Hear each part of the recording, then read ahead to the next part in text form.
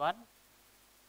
I'm here to share with you all my journey as an entrepreneur. So, I think to all of the people listening in, I have always felt that I learned a lot about business and how to run a business, how to grow a business from people who had come and built businesses before me.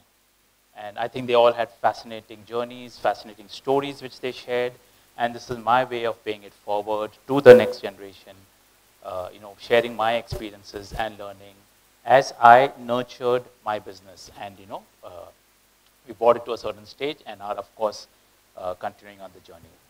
So today's topic is nurturing your business. And to make it easy for all of us, what I have done is I have divided the learnings into three broad stages that any entrepreneur undergoes. So anyone who is starting a business or has started a business can take a call for himself of which stage is he at. And if you all are facing similar challenges or similar problems, don't worry, the path is, you're on the right path. And, I think all entrepreneurs go through a similar journey. So let's get straight into it. The first stage, I have, of course, got all of these three stages from my business coach, who kind of, when I was going through my business learning, and she said that the first stage is known as the stage of formulation. So since we are in the retail business, I'm going to address it in terms of number of stores. You maybe in some other field, you can, kind of draw parallels for yourself. So the journey when you are from store number 1 to store number 10, this is what we call as the journey, the stage of formulation. Now let us see what it really means. This is the stage where a lot of the experimentation is happening, right? Where you have a business idea, I had a business idea and I was very excited about it and I wanted to take it out into the market and I wanted to test it out, whether does it work. Are my customers getting as excited as I am, or is it just me and, will I find enough takers? So this is a stage where, I had literally nothing to lose, right? Because I was starting off and I was allowed, I had the license to make a lot of mistakes. So I was absolutely experimenting with the freedom of, if I go wrong, nothing to worry, I will try out something, different. This is also the stage where typically it was, a one-man army. All the 6 functions that are there in business, there is marketing, there is supply chain, there is your entire, the projects team, the accounts team, the IT team, the training and the R&D, the training and the audit team. None of these teams existed. I did not even know that there are these 6 functions which are the core functions of any business. So I was pretty much operating as each one of these at different times of the day.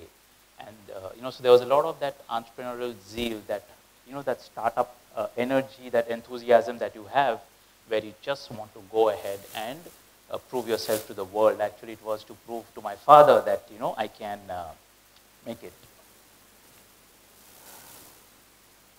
This is the stage of the proof of concept. You are discovering who your real customer is. You are discovering what product is working, what product is not working.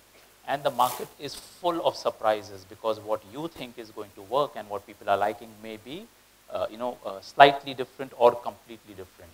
And you realize that at the end of the day, customer is king. So you have to keep on adapting and improvising your product so that you have customers, and more importantly, you have a lot of customers. Because for the business to make money, you need a lot of customers. There are certain pitfalls at this stage that I fell into, and I hope that I'm going to share them with you so that you don't fall into them.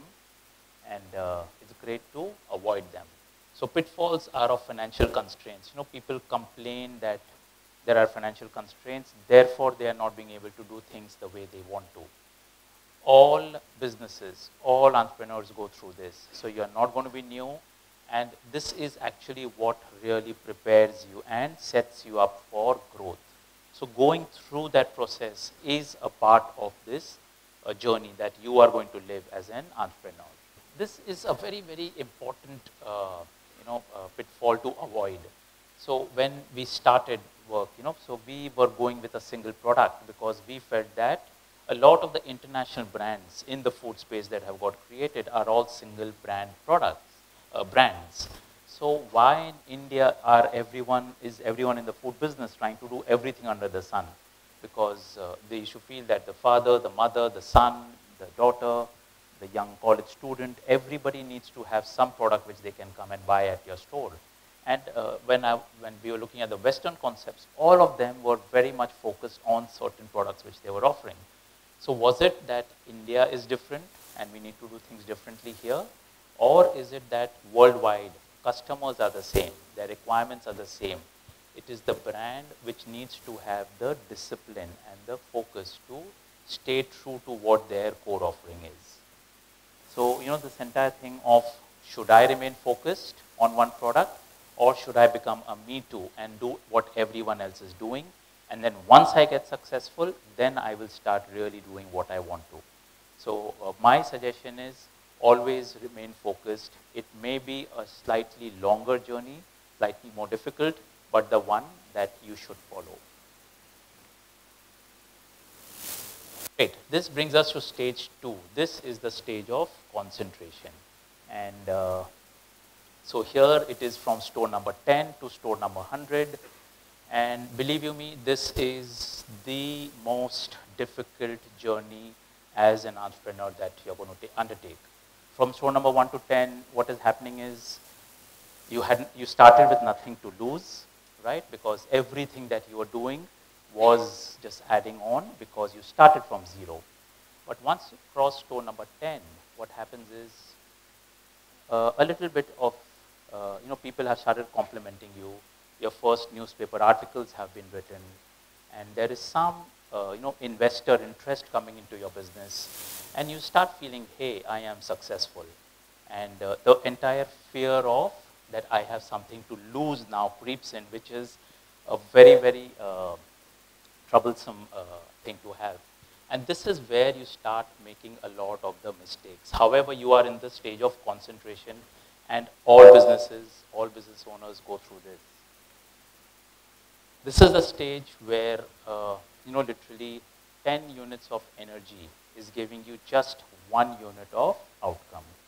So this can become excruciatingly painful, right? Because you're using a lot of bull force. You want to move very fast. The media is writing that you are going to be the next unicorn, and you're going to be the next star in the entire business world. And you are saying that to yourself, your friends are saying that to you, your family is saying that to you, and you have bought into that story, and you want to move faster. And it is this entire thing of trying to go fast which makes you take a lot of irrational decisions. However, in this is, I think in this whole talk, the most important part is if you can take away this, that store 10 to store number 100, relax. Success takes time. It is not a straight line. There are lots of ups and downs, and this is where you're going to see the most of it. Your team, again, you are, as you nurture your business through this phase, your team is more of mid-management. You really don't have the kind of resources. Your business is still growing. You're reinvesting back most of the money, and you don't really have a lot of money to pay a top-notch management team. However, you need to deliver and do things that are required to be done to grow the business. The business is growing, the problems are growing, and however, your financial resources may not be growing at the same pace. So you are working with juniors and pretty much trying to grow the business. This is where you establish proof of scale. So we made all our mistakes over here. We thought that we are ready, doing very well in Mumbai. We should go national and get into a lot of different cities. And then we realized that the needs of customers in Mumbai are very different probably from the needs of what people in Delhi may have or what people in Hyderabad or Bangalore may have. And the business model seemed to be working at some places, not working at some places. We were tweaking things, putting up larger format stores, sit-down stores, And it was like, there's a lot of self-doubt that creeps in that, hey, are we going to be able to really scale this business up? So, but anyway, so this is, it's like I say, it takes 9 months to give birth to a baby. There's nothing that the mother can do about it. There's no doctor who can save, the mother from the pain that she may have to go. You have to go through this journey. It is, and that is the way it is. The urge to expand, geographically, because we had to quickly get to 100 stores. We thought, hey, why not go national? India is a large country. We have got close to 150 crore people, and we are very fortunate. And so let's go out and expand. Maybe that will be the answer to all the problems which we may be having when scaling up. Urge to expand product portfolio. It is. So what also happens in this stage is, as an entrepreneur, you're going to have investors who've come into your business, and they are very. They have good intentions. However, they have invested in you as the entrepreneur, and they may not know the answers to all the problems that the business may be facing, and they expect you to have all the answers. However, you yourself are struggling because you are in the stage of concentration as you nurture your business. And investors have this bad habit that if, as an entrepreneur, if you are not giving the answers, then they start giving you the answers, and that's where the problem lies, because you are the domain expert. Right? So it's like the patient kind of telling the doctor, hey, why don't you try this? Maybe this will give us a solution. So it is not a cool place to be in. Right? So stay put. That's what we did.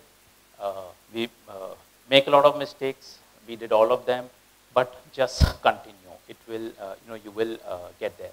So store number 100 can be a good mark for you to that, you have probably crossed this stage. 9 out of 10 businesses that start, they fold up in this stage. Either they run out of money, or they get taken over by the financial investors, or they merge with other businesses and lose their identity. And the entrepreneur kind of just bows out because he's not able to go on for that one extra year, one extra quarter, one extra month. Stage 3. This is the party time stage, right? So this is what we call as the momentum stage, and from store number 100. If you have got to this stage, it means that you have got a lot of the pieces in place already, and you have done the hard part, and you are now set up for some very, very rapid growth. So store number 100. So the amount of effort put in to get from store 10 to 100, you'll probably require lesser energy to get from store number 100 to 1,000, right? That's 10x growth over 100 stores. So 1 unit of energy gives you 10 units of output. Now that is the kind of difference. In the concentration stage, it was 10 units of energy giving you 1 unit of result. Here, every unit of energy you're putting into the business is giving you 10 units of output. And everything suddenly seems to be kind of, working, everything is going your way, all your stores are doing well, you're launching products and people are loving them, and, it's a good space to be in. You have a lot of your senior management team in place, because now you have the resources to be able to get very, very good people, and as a business owner, as the entrepreneur, your entire shift, your focus changes from, to nurturing the team, which is your senior team, which in turn nurtures their junior team. And the better and the stronger your team is, the more your business is going to grow. Geographical expansion happens. You can get into the entire, as in India is a very, very large country. We are blessed to be growing our businesses over here. And if you are smart enough and have, maintained a sharp focus on your customer, you can also think of growing internationally. There are pitfalls here. It's not that, you're completely out of the woods. There are still mistakes that I know a lot of people make, a lot of my peers have made who are in the food business, where even after crossing store number 100, the business seems to have fizzled out, right? So what happened over there when I got into understanding that? There were some amazing insights. So first, and I'm sure that you all must all have been reading about this in papers, on the internet. You shift from building the business to building valuations, right? Because you're being chased by investors, by private equity people, and they want to come in and write you hundreds of crores of worth of check, and you feel as an entrepreneur you have arrived, when you actually accept the money, you feel that it's time to start partying. And I had seen this amazing talk somewhere where the person said, raising capital, investor money, is actually like a chef going and buying the ingredients, right? Dish banna baki hai. You still have to make the dish that you're actually about to, or that you want to make. You can't celebrate that, hey, I went to the supermarket and I got the ingredients, right? A lot of the promoters, entrepreneurs, they get happy that they raise money and, that they have arrived. So chasing valuations, giving illogical numbers, and trying to 3x, 4x, 5x their numbers. So the entire game changes from where you were when you started the business to where you are after you cross this 100-store mark. So it's a pitfall. All I'm saying is be mindful and avoid it. Yes, you have worked hard, you want to get rewarded, but don't fall into this. Losing finger on the pulse. You have a senior team in place, you feel that you have done it all, and now you need to take a step back. But that is not how it works. You need to keep your finger on the pulse. You need to know what is happening, you need to know your customer, and you need to be very aware of what's happening in your business. You do all of that, store number 10,000 can also happen. And what fascinates me is worldwide there are stores, brands which have reached up to 80,000 stores. Now that is the kind of scale that one should be chasing, provided you nurture your business through each of these stages, avoiding the pitfalls and focusing on the strengths. That's the prize you get at the end of it. Thank you so much.